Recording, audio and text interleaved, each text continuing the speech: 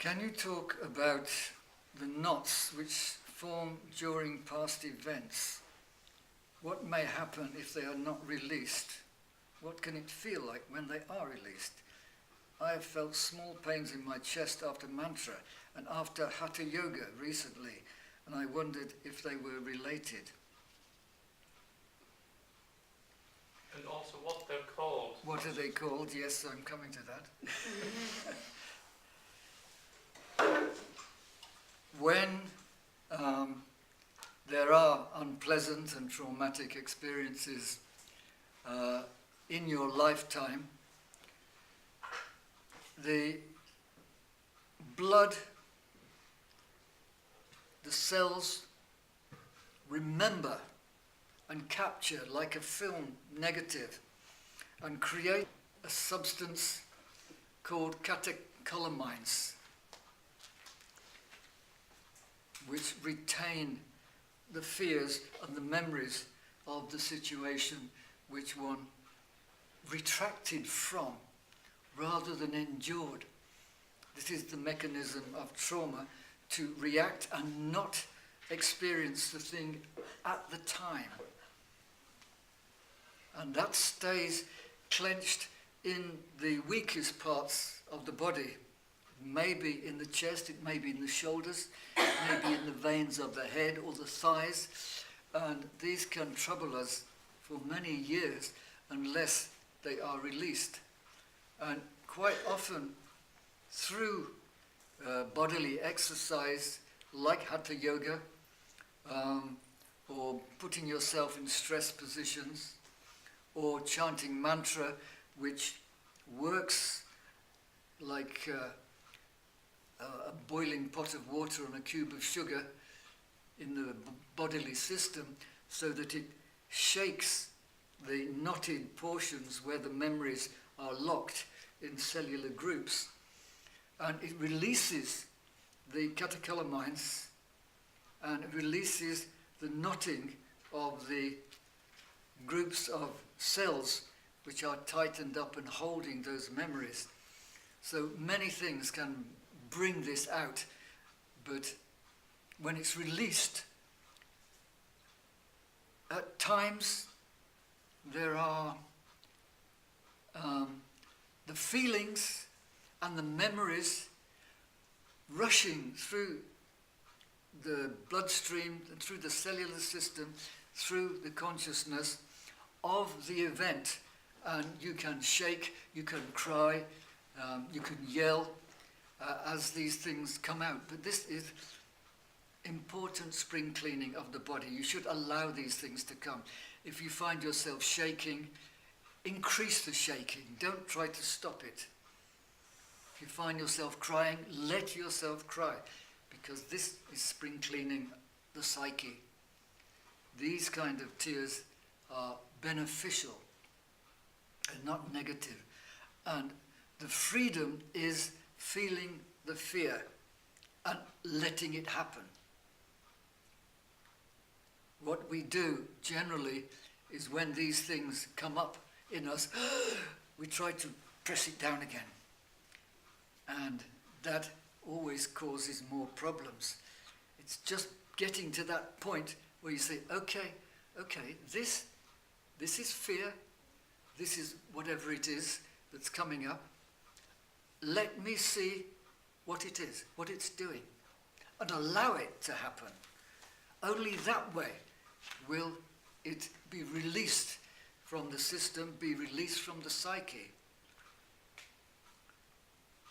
I had one woman who was always afraid to go into a castle. She didn't know why.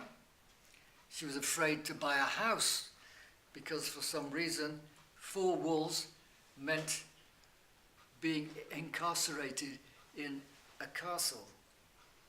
And after one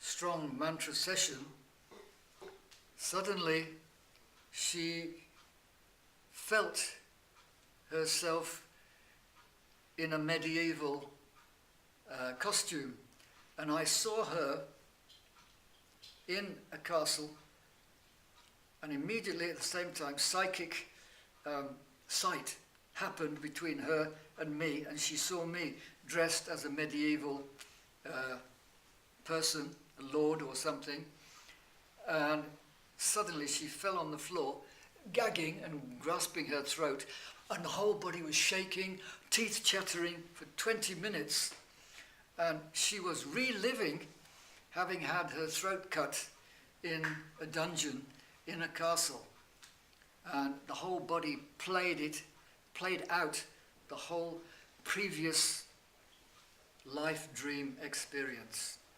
And after that, she was released from that trauma. She could go into castles, she could buy her first house with no problem.